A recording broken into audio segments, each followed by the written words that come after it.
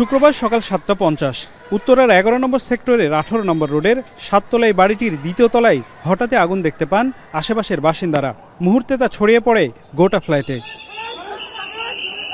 খবর পেয়ে দ্রুত ঘটনাস্থলে পৌঁছায় ফায়ার সার্ভিসের কর্মীরা। প্রায় ২ ঘন্টার চেষ্টায় আগুন নিয়ন্ত্রণে এলেও হারিয়ে যায় কয়েকটি তাজা প্রাণ। এদের মধ্যে রয়েছেন একই পরিবারের একাধিক সদস্য। গুরুতর দগ্ধ অবস্থায় উদ্ধার করা হয় আরও বেশ কয়েকজনকে।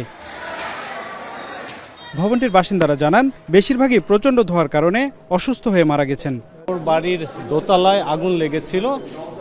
ও থাকতো বাসার ৫ তলায়, মানে বিল্ডিংয়ের ৫ তলায় ধোঁয়া উঠে সাফোকেশন হয়ে মারা গেছে। যতটুকু উনার ৫ তলায় ছিল।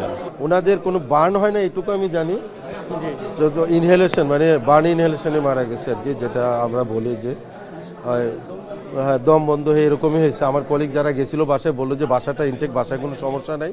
এদিকে মর্মান্তিক এই ঘটনার পর কুয়েত মৈত্রী হাসপাতালের সামনে ভিড় করেন স্বজনরা।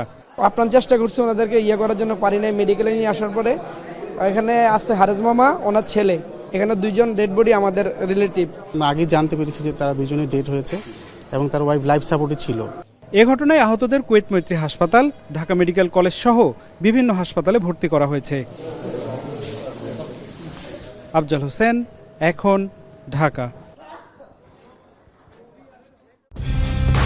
কালার এক্সপার্ট, জর্জ স্যাপ এবং মাইল্ড অন হ্যান্ডস টেকনোলজি সমৃদ্ধ অরিক্স ক্রিস্টাল ওয়াশ আপনার লন্ড্রি এক্সপার্ট।